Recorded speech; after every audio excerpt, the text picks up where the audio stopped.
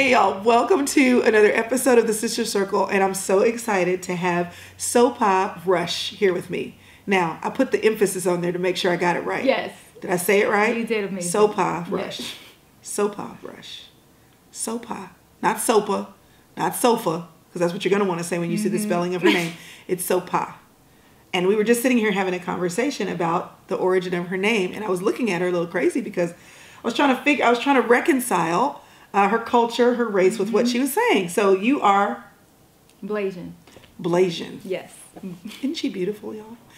Anyway, I found out about Sopha because she on Instagram, I've had multiple friends of mine either point me to your Instagram page because you have a beautiful family, or another Instagram page, which is Live Deeply Rooted, where she encourages other women. And I was really, and then I found out you're here in Dallas, and I was really encouraged to have you on because we're the same age. We are. She's 27, I'm 27. It takes 27-year-olds to make the world go round. Yes. But I'm just really impressed with you and your awareness of who you are, what you want to portray, who you want to serve, and your diligence to serve them. And so, first of all, let's talk about your personal Instagram page. So, I can't do what you do. Like it really bothers me. I can't do the whole what do you call the thing? The where you put your pictures, a thing on your pictures to make them all look a certain way.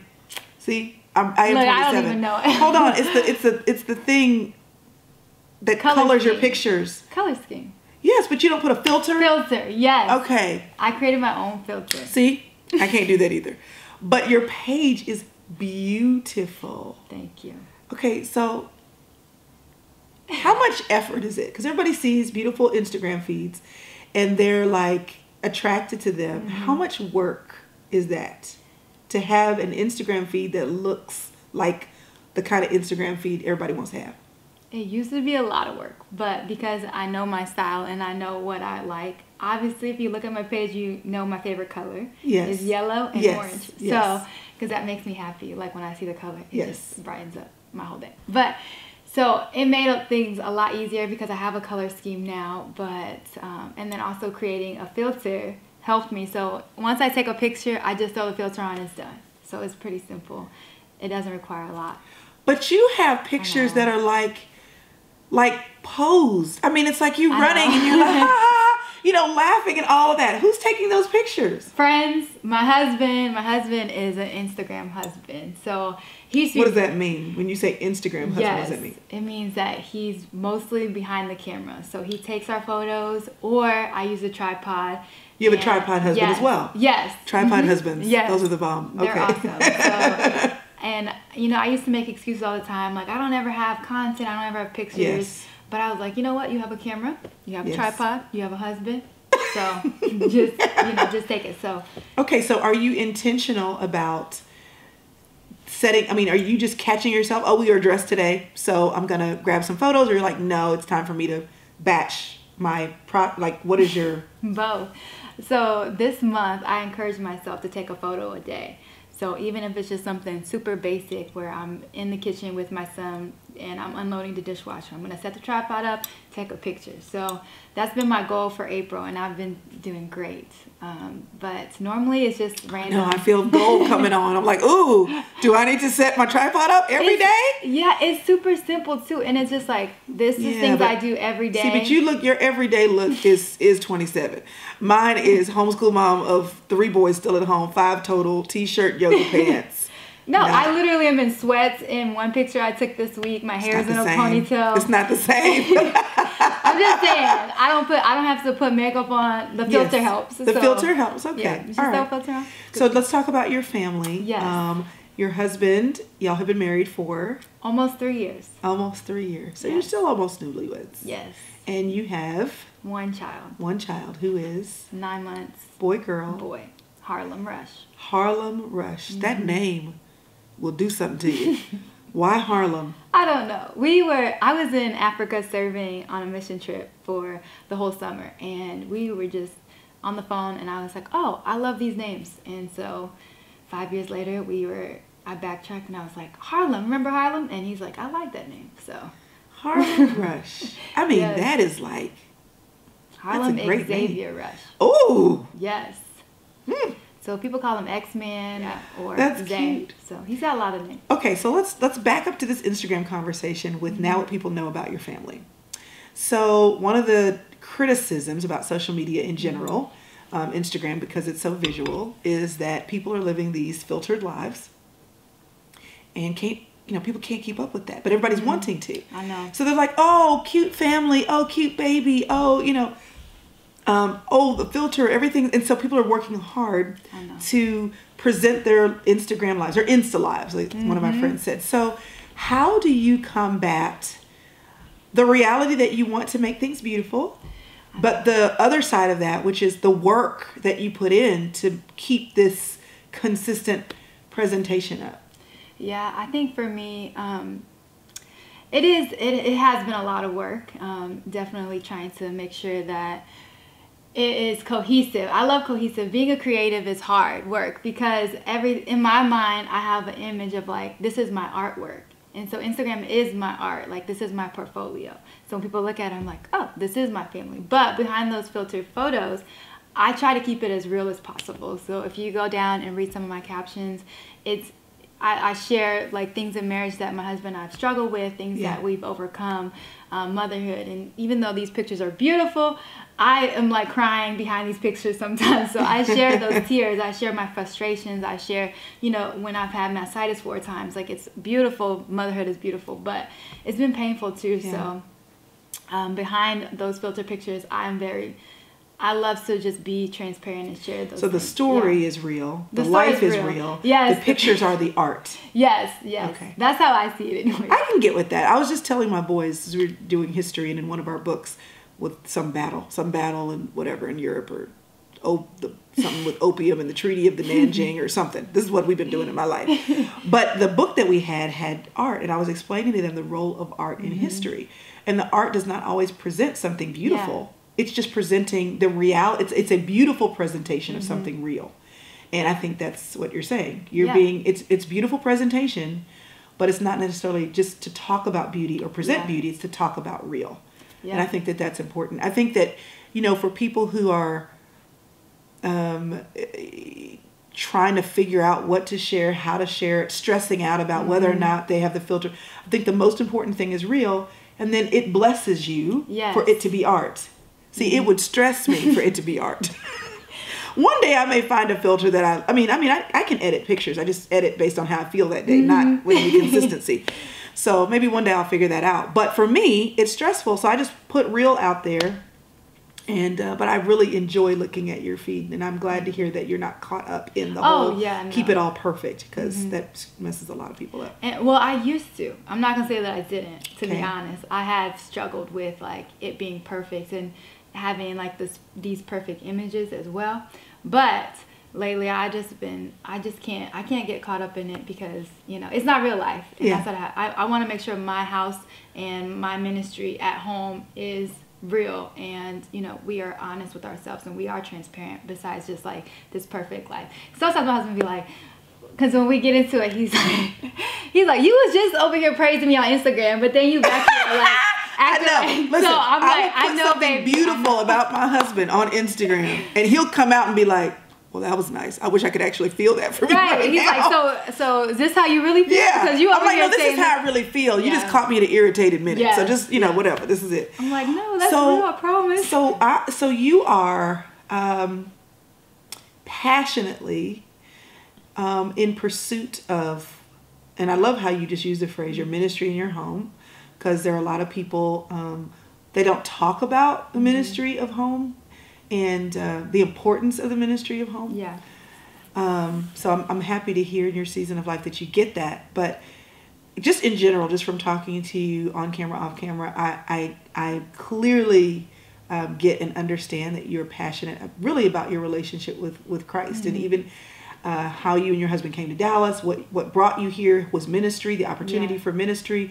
You just mentioned being on a missions trip. And so were you raised in a Christian home? I was not. Okay, so I didn't think so. I grew up Baptist, or Buddhist, I'm sorry. I used to go to Baptist church, but My grandma was Buddhist because Okay. we're Asian. And Yes. so that was different, going to temples and having to like bow down and worship something. I don't know what I was doing. I just knew everyone. But you did it. And you were fine doing it because what you knew. Yeah, that's Right. what everyone did. And so, but then my grandma converted when I was, Wow. yeah, I know, crazy. Because that don't happen. It doesn't happen very often. Yeah. But she converted when I was 8 years old, and she became a Christian. And she was Now, were y'all all here?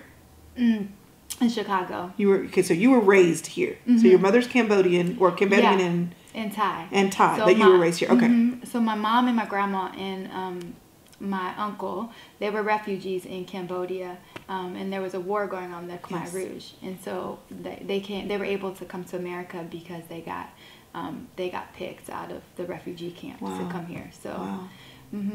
Okay. So but you said you didn't grow up Christian, but your grandmother converted when you were 8. So then what happened after that? well, my mom wasn't a believer, Okay. and so my dad passed away when I was young, so I didn't really have like role models. But when my grandma converted, she would go to church, but we would go to services, and we didn't really understand the language. There was a lot of language barriers. So I knew about Jesus, but I just thought he was just some white man who lived and roamed the streets. That's literally how I pictured who Jesus Yeah. was. Well, because that's a lot of the pictures that we see. That too. That's what's portrayed. But yeah, I don't know. I didn't really grow up knowing Jesus. I just had these people would come. They would be dressed in button-ups, and the women would be in skirts, and they would knock on our door, invite us to come to church. And so I would go because they would feed us. We would get on a school bus, and they would take us to Indiana, Hammond, Indiana, and take us to this big Baptist church, feed us, and take us home. So it was a long And day. us meaning your whole family? Some of my siblings, it So would be the like, kids, like it was a just the kid kids thing. in the neighborhood. It would be an hour drive, and they would take us on this bus, Wow. and they would feed us like fried rice and some, like, it depends on what service you went to, but I went to the Asian service, so they would feed us fried rice. Yeah, and it was just, I don't know, it was kind of cool, but I wasn't really invested in the Jesus part. I was Okay. just, they were feeding me. Yes, and it was fun. And It was something to do. fellowship. So yeah.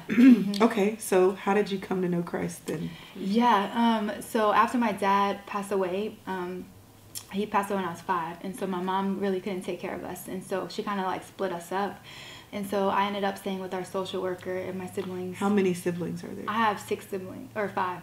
So There's you're 6 one of including. 6. Where are you in the lineup? I am the 3rd oldest. Okay, all right. Yeah, all right. so my mom, she started young. She started with my brother. She was 13 when she had him. Yeah. Wow. So she had me when she was 17.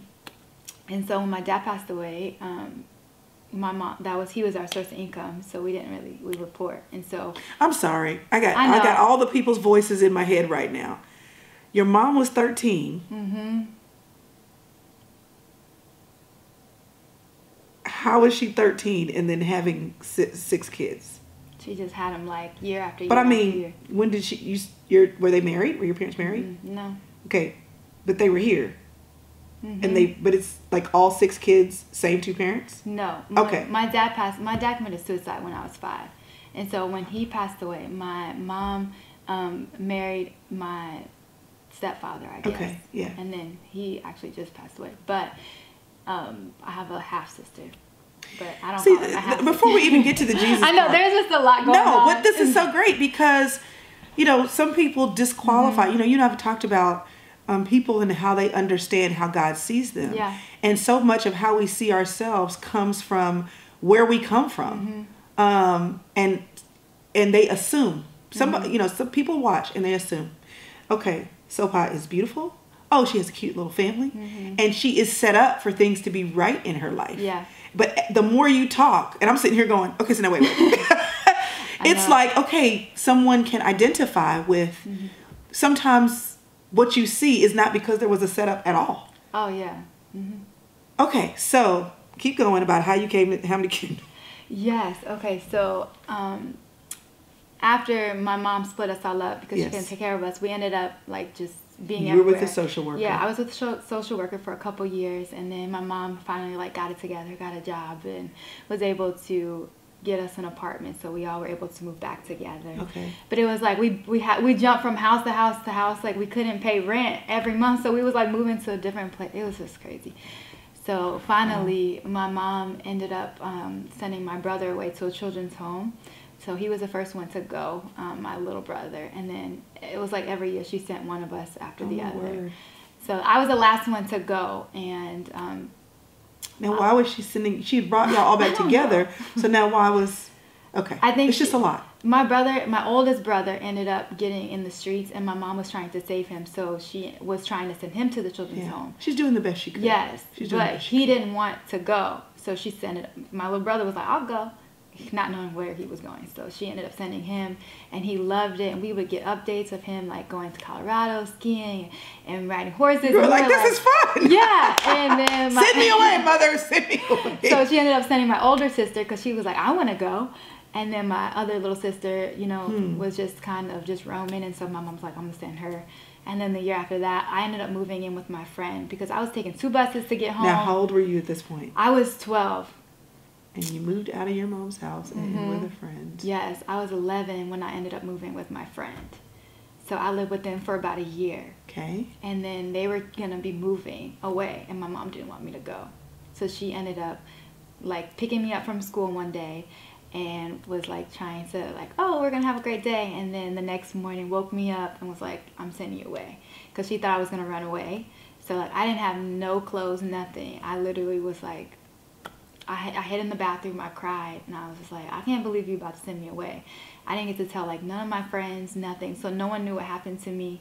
And so they like drugged me out of the bathroom, and like it was very traumatic for me, and put me in the car, locked the car, and drove me away. And yeah, it was very traumatic. Drove you away to where? To the children's home. So to I ended children's up. home. So you still ended up in the children's home? I ended up there, and when I was 12, and I was there for 6 years.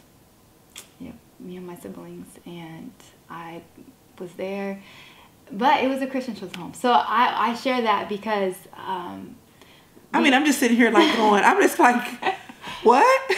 I know. What? But the children's home was a Christian children's home, and so a lot of my family members always like hated my mom for doing that because she broke us up. But I always tell her, because she felt a lot of guilt from it, that was the best thing she could have ever done for us, because at that children's home, for one, it saved us from being on the streets, and two, I could have been dead. I could have ended up pregnant, but I didn't. Nothing happened to me. And at that children's home, I found Jesus. And so, or he found me, rescued me. So I always thank her for taking that leap of faith and having the courage to send us away, even though everyone was telling her, how bad of a parent she was. So I always remind her of that, because she's still to this day. How's your relationship with your mom? A lot better. I talk to her like every day. So we've mended our relationship, and we've allowed healing to take place, and we've been able to walk through that, because it was very painful, to be sent away and have that resentment. I didn't talk to her for like 3 months because I was still in shock. And only 3 months? 3 months, yeah, I know. My other siblings are still, healing from it, and they, they've had a lot of pain and them towards her, but I've had to walk them through it too and remind them. So, okay. So I have my opinion. I have thoughts here, but I want to ask you this question. I don't want to be presumptive. There are a lot of people who were raised as believers, or who were raised in church at least. But you are passionately in pursuit of all things that God has for you. Why do you think that so many people, particularly young people, do not have the passion? They know of him. They know that I need to have a good relationship with God. They understand. I mean, we got podcasts everywhere, churches everywhere, especially, down here in the Bible Belt. But the fervor, the drive to pursue it, there's a laziness, a lackadaisicalness, a apathy about it. That's not you. Why do you think so many people are, though? And why not you? Why not me? Well, for me, it's because I've been through so much in my life, and I could not imagine not having Jesus walk me through everything. At the time when I was in high school, I didn't quite understand the relationship aspect of like, I can have a relationship with God. It was more like I was up here and I was down here, and I had to do everything right, or else I was going to hell kind of thing. The Baptist instilled it in my head. Fire and brimstone. Yes. But when I got to college, I understood that like I could have a personal relationship with God. And at the time I was really bitter because of a lot of things that was happening in high school. And just losing family members to gang violence. And so I blame God for all of that. But when I got to college and I was able to like see, just looking back on my life, I was like, dang, God really was like protecting me from this and this and this and this and this and saving me, you know, from a lot of harm. And so that's why I share the things, because a lot of people are going through so many storms and they feel that God is so far away from them. And I'm like, no, he's right there. He's helping you. You know, he's protecting you from things that you can't even see. There's such a spiritual realm of just evilness happening in your life and there's so many angels that are protecting you. It's just like so much going on warfare. And so I just feel like a lot of people don't understand warfare as well. And so your relationship with God is very real to you. Yes. How do you stay close? Because, you know, people will say, you know, I don't feel close. I don't feel like he's there. He feels so far away. So what do you do to cultivate your relationship with God? Yeah, I think for me, it's just been just pressing through. What does that mean, though? Yes, I know. Church lingo, girl. Church lingo. Pressing through. You churchy. Yeah, you're pressing through. You know what? Someone just asked me this question. She felt like she was so far away. But for me, I just told her, I have to have accountability partners, or just having people in my circle that I can be honest with and share with them. Like, man, I don't feel like God is right there with me. Like, I feel like I'm so far away. Or I've been praying about the situation and nothing's happened, nothing's changing. And just having them intercede for me.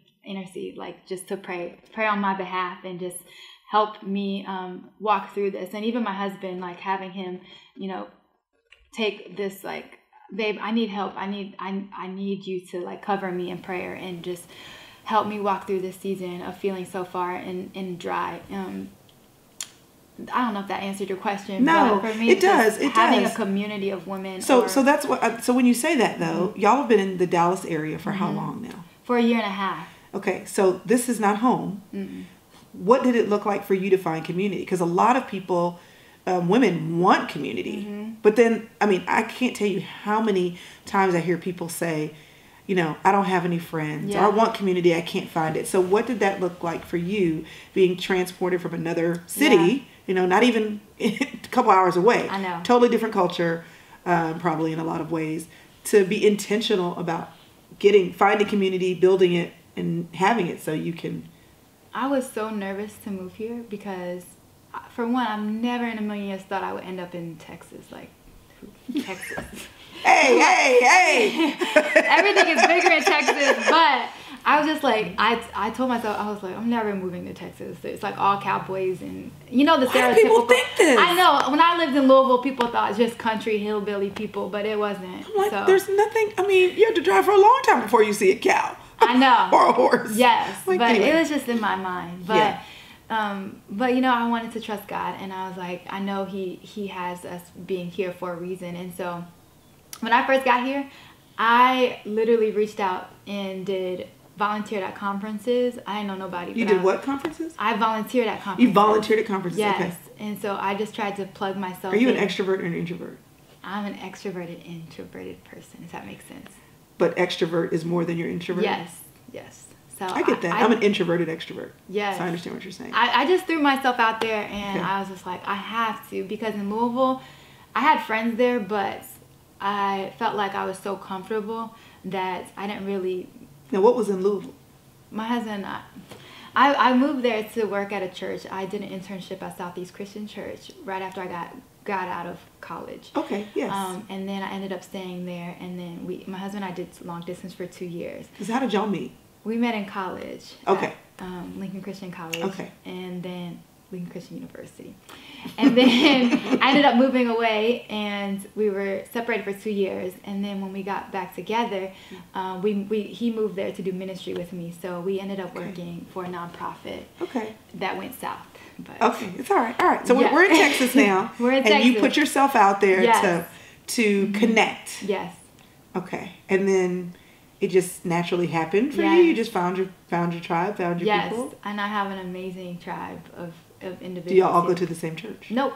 Everywhere. Everybody goes to like a million different churches. Do y'all all live within 15 minutes of each other? No.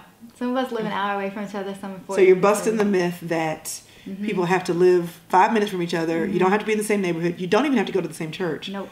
So, but if you're meeting people at different places, they don't know each other.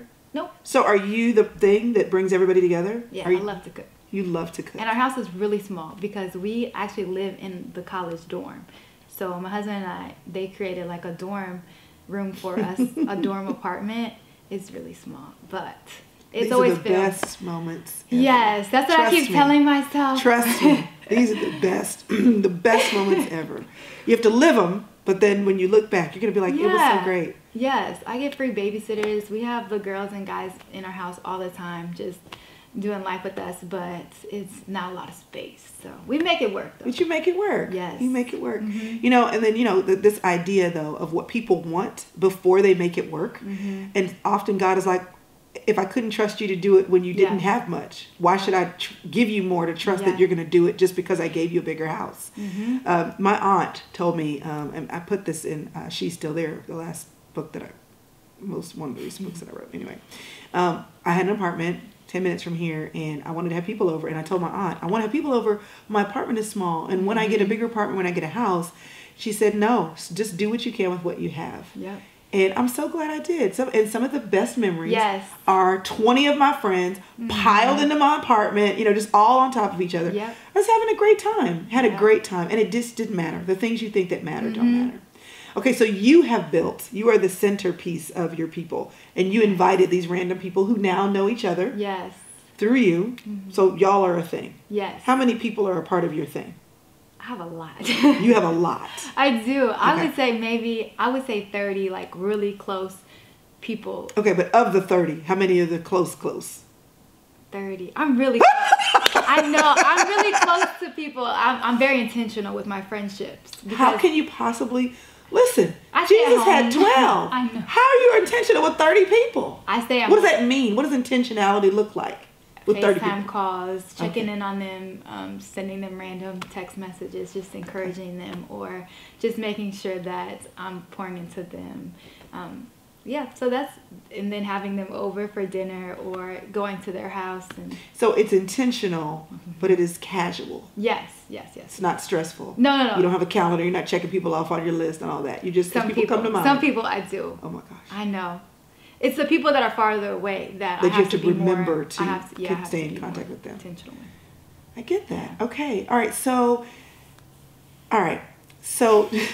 so many interesting things. Like, I just knew it. I was like, she's an interesting person to talk about. I just knew it. All right. So right now, you have your Instagram page. We talked a little bit about that, but you also have this other Instagram page, Live Deeply Rooted. What is that about? So I used my main Instagram was your whole family and all that. Yes, was Live Deeply Rooted. Okay. But I wanted to branch off of that because I wanted people to know who I was in case Instagram was shut down. They're like, who's Live Deeply Rooted? And I would have people meeting me and saying, oh my gosh, you're Live Deeply Rooted. Right. Yes, I'm like, well, my name is actually Sopha. So that was one reason why I kind of like did a switch. And then also I wanted to be able to, I haven't started yet, but I wanted to be able to share other women's stories, and I wanted it to be a safe place for women to share their testimony. Which one? Live Deeply Rooted? Oh, right. So what that meant that you're separate, and this is for... Yeah. Okay. So that's why I created Live Deeply Rooted too. I just wanted it to be a separate account, but I also wanted other women to be able to share. Yeah. Right now I've been doing prayers. I've just been sharing my prayers on there, and that's just been such a blessing as well. When do you write these prayers? You're doing every morning. Every morning. Yes. And you've been doing this for how long? The prayer part? 3 years. And you write a prayer every morning, and then you just share it.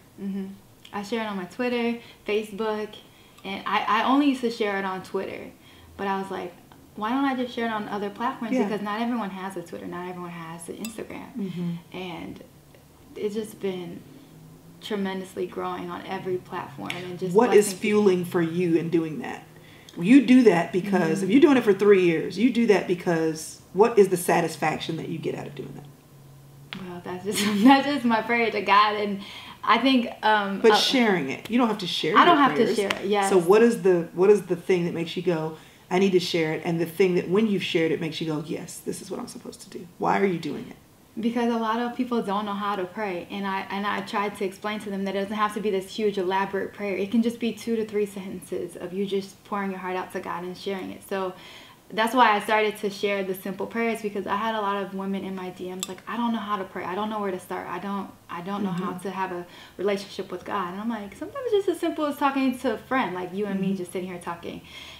And so that's why I started the prayers, and it just continues to bless other people. And so that's my fuel of why I keep doing it, because people are like, you literally took the words right out of my mouth. This is exactly what I wanted to pray to God, but I didn't know how to pray it to God. And so that's why I keep doing it. Well, it's great. Thank you. Your heart is to help women know. You told me earlier, you want them to know how valued they are, how much God loves them. And that's such a simple message that in this day and age, when we have all of this theology, all of this information, all of these churches, that sometimes I think people can forget that basic truth is still the most important truth, and still the starting point for people who are just not there yet. Do you find that as you share these messages, the prayers and the messages of what God thinks about you, that it's really striking a chord with women who don't know it, or women who have forgotten it? They know it, but they have forgotten both. And it's crazy because these prayers are reaching celebrities. So which is so mind-boggling to me. Just like people who, I guess they say that they go to church, or they go to church on holidays, and just seeing them repost my prayers, and to think that they're reaching people that are always, they're in the social media realm of like, they always look perfect, and they always, seem so happy, but yet they're still struggling, and they don't have their own true self-identity. And so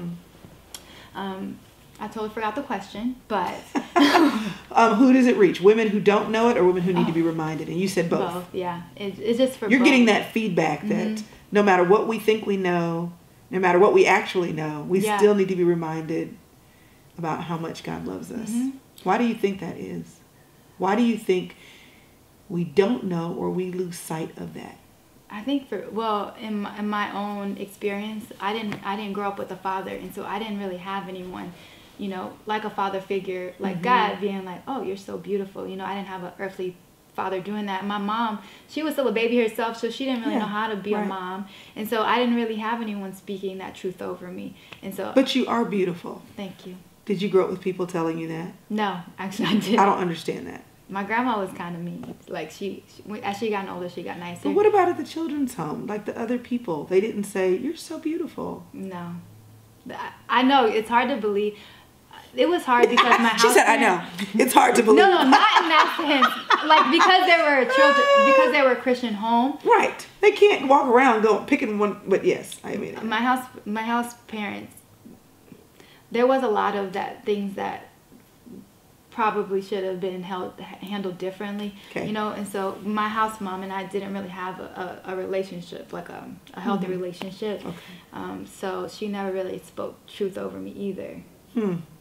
And I dealt with a lot of like people pleasing and feeling like I wasn't good enough for everyone, because for her it was like I wasn't ever good enough, and so I kept trying to like prove myself to her, and it was just and I don't know, I did great in school, and I got straight A's. I played sports, and I was in every club and involved in church, and it was just like I wasn't good enough. So I had a lot of things, insecurities I had to work through.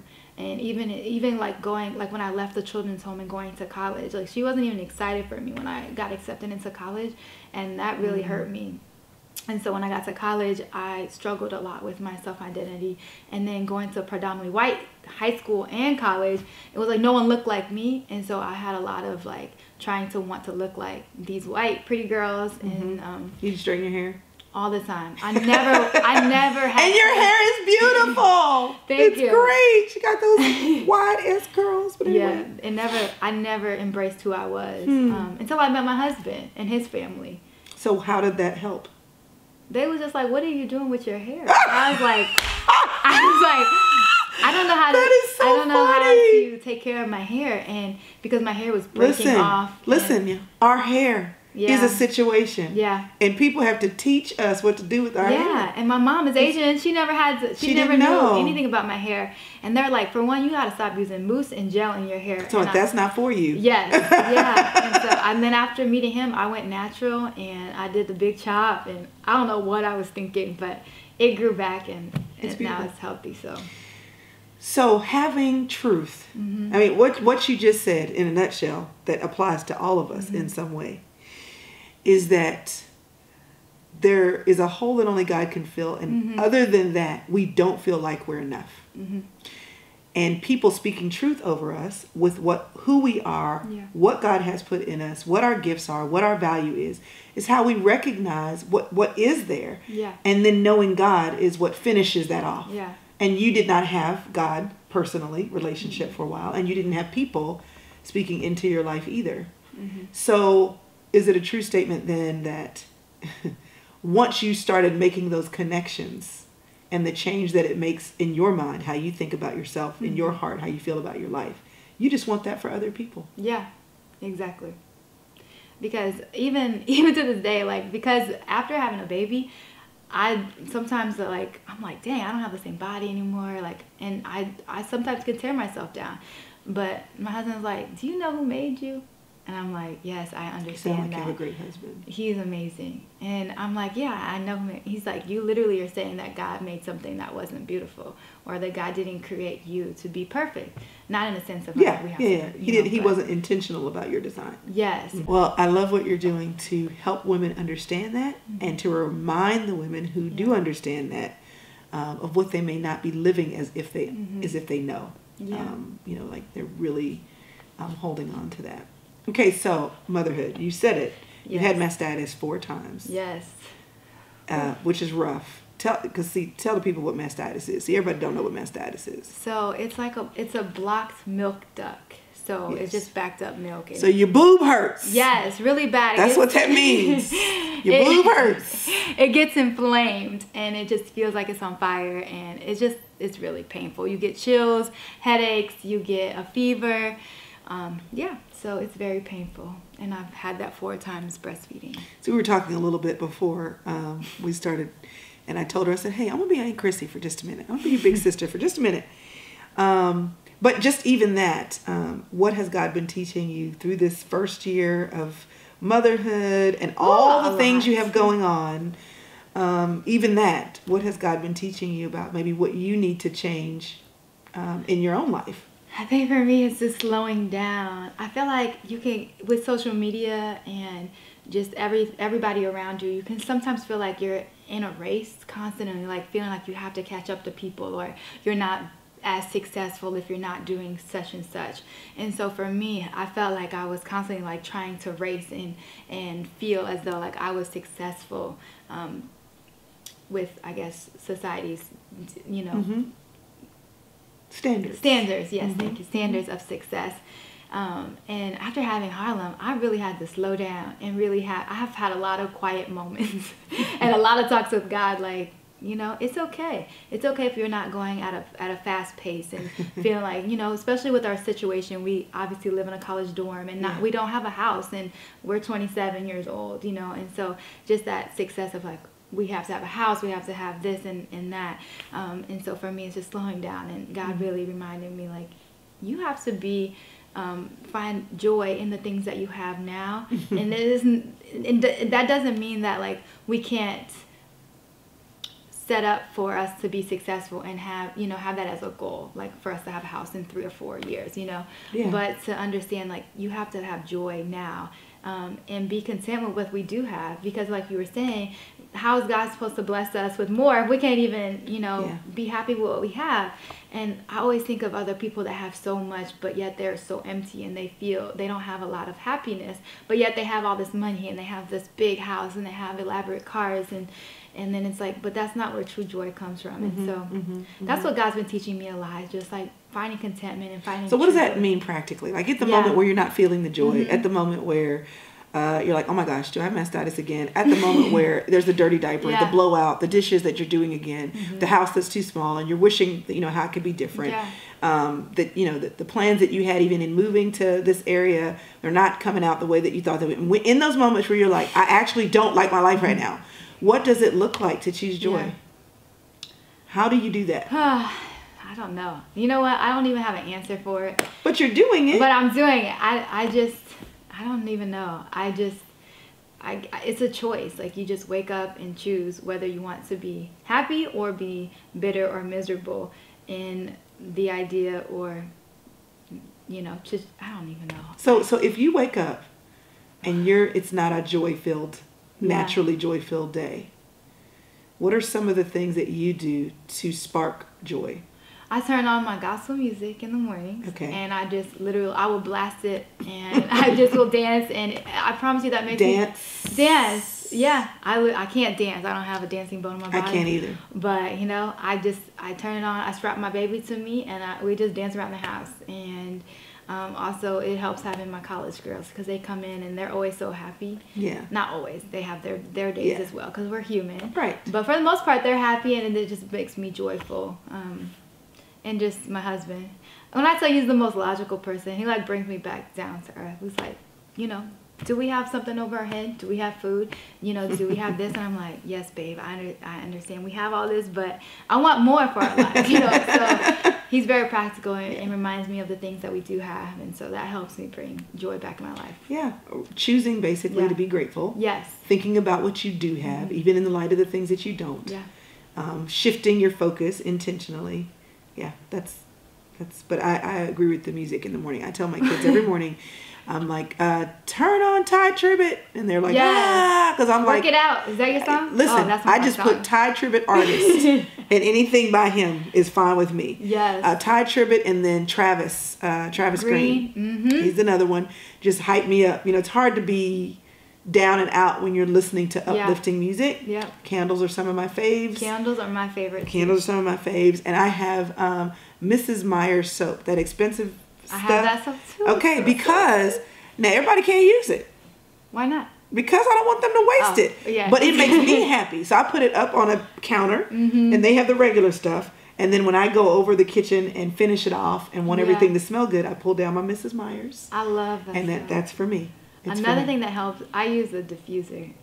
Are you oily? Yes. Oh, no. I am. And I'm anti-oils. I'm not, actually. I'm anti the fact that my whole family always thinks I'm crazy, and then they catch up to me 10 years later. So when I tried to tell them about oils 10 years ago, they were like, girl, you and all your homeschool stuff, and what is this, and da-da-da-da. And now they're all oily. And they're all like, you should sign up. And I'm like, I'm not doing it. And if I sign up, I'm not signing up under y'all.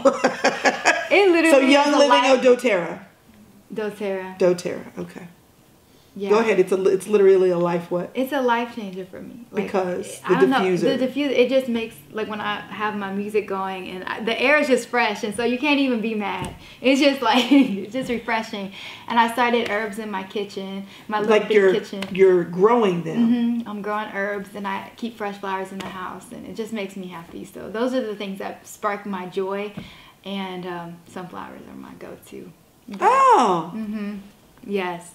I love anything yellow. So sunflowers are my go-to. But those are the things that spark my joy. And literally when I wake up and I see those things, it just makes me happy. So love it. Yes. I love that. I love that. Okay, so beyond all the things that you're doing intentionally to spark joy, things that you're doing intentionally to connect with God, and in the overflow of that to help other people to connect with God, you've intentionally created product too. I want you to talk to me about what that is and share that with everybody. Yes, so I created a prayer journal, and because I love to journal. Journaling is also one of my things that spark my joy when I have time to do it now. It's a little different now. I have a little one. My mornings look a little different, but I love journaling, and I love to be able just to like look back on all of the things, like all my prayer requests, everything that God has helped me with, and just to see how far I've come. And so that's why I've been journaling since 7th grade. When I moved to the children's home, they like they forced us. Their thing. Yeah, they forced us to journal, but I'm glad that they did that, because now that I'm able to do it, and I found a passion in journaling. So I created a prayer journal, and in that prayer journal, I have a prayer a day. It's a 21-day prayer journal. Okay. In that 21 days, the first 10 days, I write out a prayer for you, and then I have questions that go with it, reflection questions, and then also there's scripture reading for you to tie it all together, and then there's a section where you can just write out your notes and then proclaim victory over something in your life. Ooh. So every day you have that for 10 days, and then the next. Then you're leashed to do it on your own. Then you're kind of leashed because I wanted to help women do it on their own. Pray to God on their own. Start off with a prayer, and it's simple. They can just write it out, and so I created that, and I love. So did you just wake up one day and say, I'm going to create a journal? Like, what made you go, I'm going to do that? I've always wanted to create a journal, but my friend, like I was sharing earlier, my friend's very business minded, and I'm not. And you're the creative. Yes. You've got friends that are like, honey, I need you to do something with this. Yeah, and our finances, because we moved. Because you're in a little house with a cute little family in a starting position in life. Yes, yeah. And extra money helps. Extra money helps, and so my friend's like, well, you have all of this content, so why don't you just put it together and create this book? And you love journaling, you love helping women, and you do these prayers every day, so why don't you just put it together? Yes. So I said, okay. And so she's like, I'm giving you till this day. Because she's that kind of friend. Yeah, and I had it done in 2 days because I had everything created. Wow. And so I found something on Google to create it, and I sent it in, and they sent me a copy back 2 weeks later, and then I started sharing it on Instagram, snippets of like me journaling and having it, people are like, where'd you get that from? Where'd you get that from? And I was like, oh, I didn't want to release it because I was on my baby moon in Colorado. And then I ended up... Wait, we didn't get to the Colorado part, but we're going to keep going. Go ahead. Yeah, so then I ended up releasing it while I was on the trip. I wish I didn't because it was very stressful. Because I thought I would only sell, 100. And I was like, oh, it will be 100, maybe less than that. My expectations was blown out the waters. I sold around 1,000 of them. So. Within what period of time? 3 days. Yeah, it was nuts. And wow. And I didn't understand the business. So you got. I was about to say. So you got baptized into business real quick. Yes. It's like, wait, I'm not ready. I didn't know. Yeah, and I ended up fulfilling all that. Were you fulfilling the orders yourself too? Were you sending them out? Yes. Oh, Jesus, I didn't know Lord, that portion of it, and even overseas, like international packaging. Oh. So we didn't make any money, but you know what? They were all blessed because I was like, wait a minute. I know it was shipping internationally is a situation, and you want to do it. It's just so cost prohibitive. The thing is, the company they did it all themselves too. But I was like, oh no, I'm gonna be the intentional person and write letters to everyone and sign it. And I ended up doing that, and it was just a lot. I was 8.5 months pregnant during all of that, and I was just crying, bawling, and people were losing journals, and so I had to resend journals. It was just a lot on my plate. They lost them, and you resent them? Yes, I resent them, and multiples. That's called integrity. Yeah. Okay, so what business lesson, if you were going to say, you know what, there's one thing I've learned as a woman, because how long ago was that? April, like this a year ago. A year ago, yeah. Okay, so as a toddler businesswoman, as a blooming, butterflying, I'm not messing this up, but you get the idea. Yes. You're still fairly close to the inception of business for you. Yeah. What lesson have you learned? If you're like anybody who's starting something, or find a distributor, find someone, pay the extra to like have someone else do the work, the hard work. But it was definitely a lesson learned. Like I actually, looking back on it, we were able to, like that brought my husband and I closer together because he helps me in like start my business and got to see the behind the scenes, and it was a lot. It's like he was comforting me in the midst of all that because I was literally having a breakdown. Yes, because you did it out of the overflow of your heart, and now it becomes this business thing that requires execution that you don't necessarily understand, haven't necessarily done before, and you're learning it, kind of by fire. Well, you see all these pictures and people are like having their packages and it's like all nice and like baskets of packaging, like, oh, we're taking it to the mail and it looks fun. And then I was over here like, okay, I can do that. And the 1,000 packages was just too much because I brought it to the post office and they were like, we're going to have to do these one by one with a tracking number. And I was just like, what do you mean? And they're like, it's gonna take all day. And you're like, I may not have much pregnant. Y'all need to come up with another plan. Yeah, so I was at the gosh. post office with their little, you can only do like 15 at a time postage stamps, getting the $3.50 because each journal costs $3.50 to mail out. So when I say I made no money, I made no money.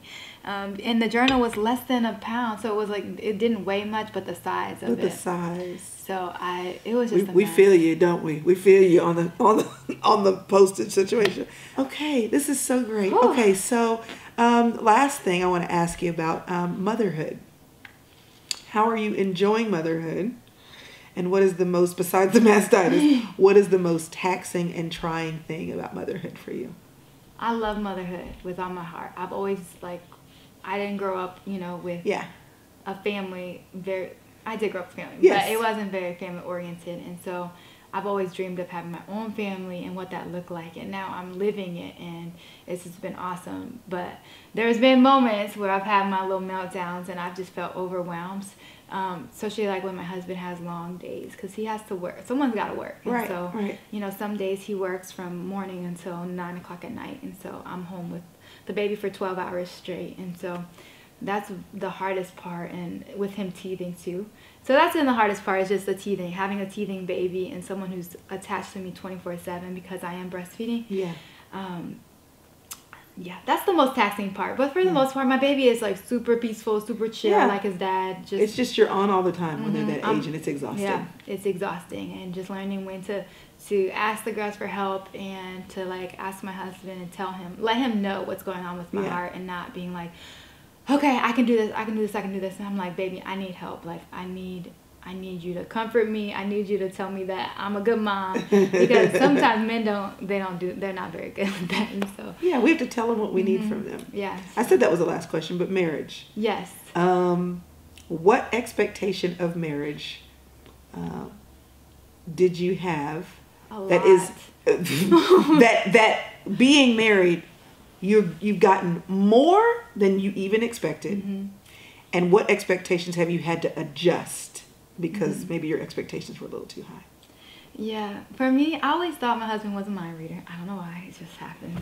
So because they kind of are when you're dating a little bit. Yeah, you know what? They are when you're dating. They just know everything about you. They work really hard to know. They work really hard. They are on pursuit for your heart. That's right. Which means they have to figure it out. Yeah, when they're married, it's like, okay, well, I got you, and you just there, you're beautiful. And I was like, baby, no, you need to continue learning and pursuing me. Yes. And so, yeah, with marriage, I had this expectation that everything was going to be perfect all the time, that I was going to make him breakfast in bed, and it was just going to be, we never had disagreements. And I know. I had this fairy tale idea because of the movies that, they always make it look like these couples are just, great. And so in my head, I was like, oh, we're going to be that couple. Like, we were going to be this power couple that never argued or had disagreements. And yeah, that's not the case at all. Yeah, and so, and it's okay. It's healthy to have disagreements. You're two different people. Yeah. And our cultures, our backgrounds are so different, and so I just had to really